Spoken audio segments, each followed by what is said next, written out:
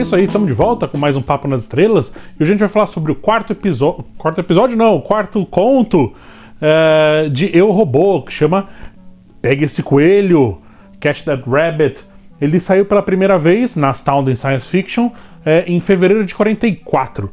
E esse é um conto que tem um conceito que é legal a gente pensar nele, a gente tomar conhecimento dele antes de discutir a história, que é o conhecimento do efeito do observador, né?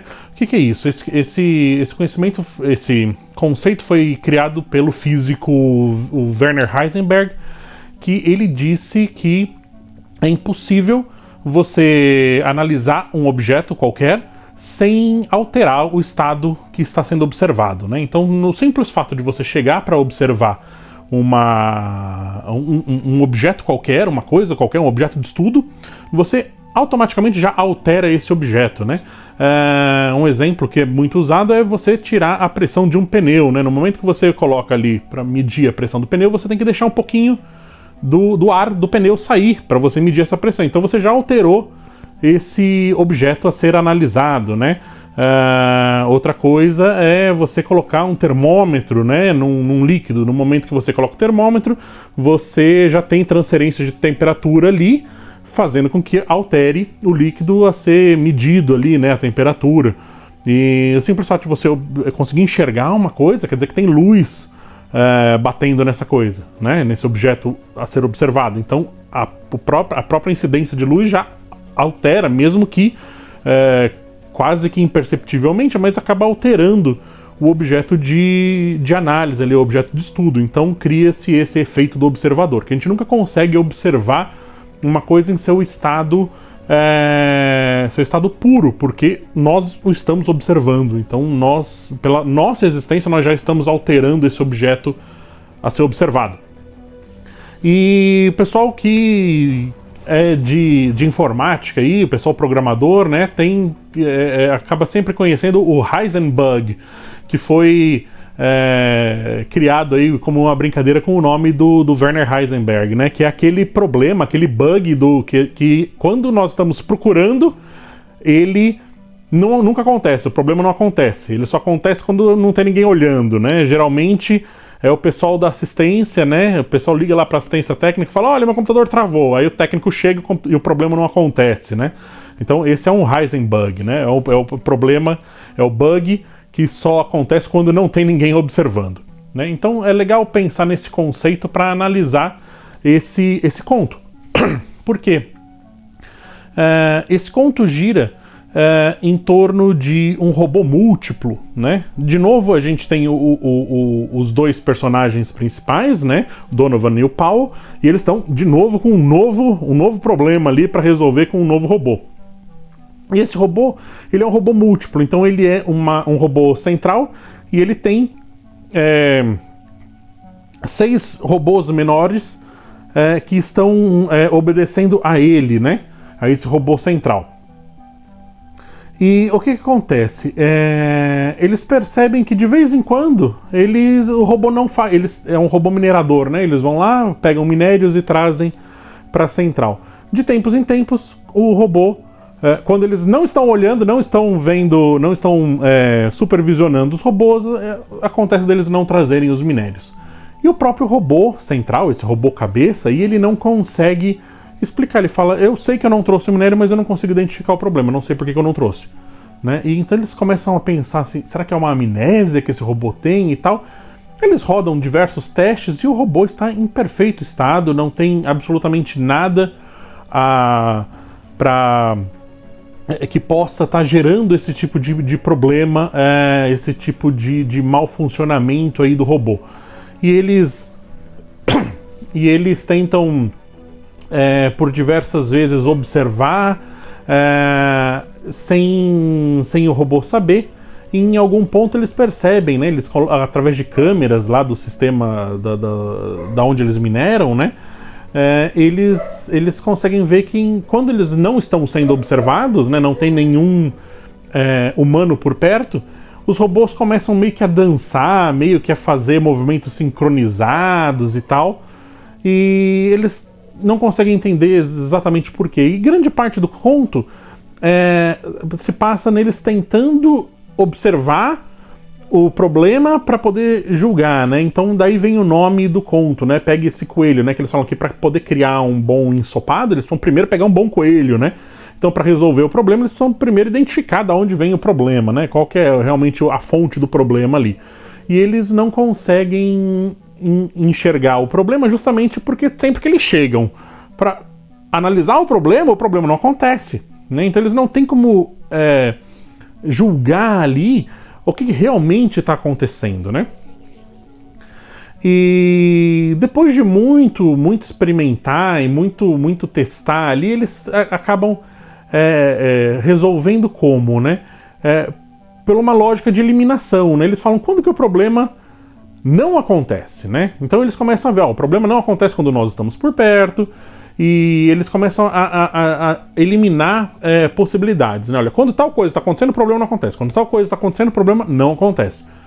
E então, por eliminação, né, eles acabam descobrindo quando que o problema acontece. E o problema acontece justamente quando existe algum pequeno acidente, né? Então, quando os robôs, a primeira vez que acontece, né, os robôs eles estavam escorando uma parede ali da mina onde eles estavam minerando ali o minério que seja que eles estão pegando. Então todos os robôs tinham que trabalhar ali em conjunto para evitar aquele problema. E aí causa que os robôs não levam o minério para a central. Depois tem um vazamento de alguma coisa, os robôs têm que lidar todos eles ali juntos e não trazem o minério de novo. Então eles descobrem que sempre que os robôs não estão cumprindo a função principal deles, que é simplesmente ir lá e pegar o minério e trazer o minério de volta, né? Sempre que eles têm que lidar com algum problema extra, né? Algum problema, alguma coisa inesperada, existe essa falta do cumprimento da primeira função, que é que é trazer o minério de volta. É interessante porque mesmo aí eles tentam, né? Vamos então aparecer na hora que existe um problema, né? E na hora que os humanos aparecem, os robôs param de dançar ali e começam a fazer as coisas certas, né? Porque a presença do humano faz com que o robô consiga voltar a funcionar. Ok. Então eles chegam no seguinte plano: vamos então criar um acidente, né? A gente vai criar um problema justamente para a gente poder observar em primeira mão ali o que tá acontecendo. E aí eles explodem lá uma parte da mina e o acidente acaba sendo maior do que eles estavam esperando e eles acabam ficando presos, né? Então eles têm que depender agora dos robôs para irem lá resgatá-los, né? Só que os robôs estão funcionando mal, porque eles não conseguem, eles estão naquele momento de tipo, aconteceu um acidente e eles não conseguem cumprir as funções deles, né? Então eles estão lá fazendo aquela dança sincronizada lá dos robôs, eles estão fazendo movimentos cadenciados ali, todos eles, né? E com isso, eles chegam, um deles, né, o Donovan, ele acaba falando, já sei, então ele consegue ali, através de um buraco ali, explodir, usar o negócio que ele usou para explodir a mina ali, ele consegue explodir um dos robôs, né? E no momento que ele explode esse um robô, os outros robôs começam a funcionar perfeitamente, agora eles são só 5, né? Porque eles têm uma analogia ali de que o robô é uma mão, né? O robô central é a mão e os robôs menores são os dedos, né? E eles eram 6 dedos, né? Então agora eles são só 5 dedos, né? São só os 5 dedos. E agora eles começam a funcionar e os robôs conseguem facilmente resgatar ali os 2 humanos e tudo bem. Então eles identificam que o problema era porque existia um dedo a mais ali, né? No momento que ele foi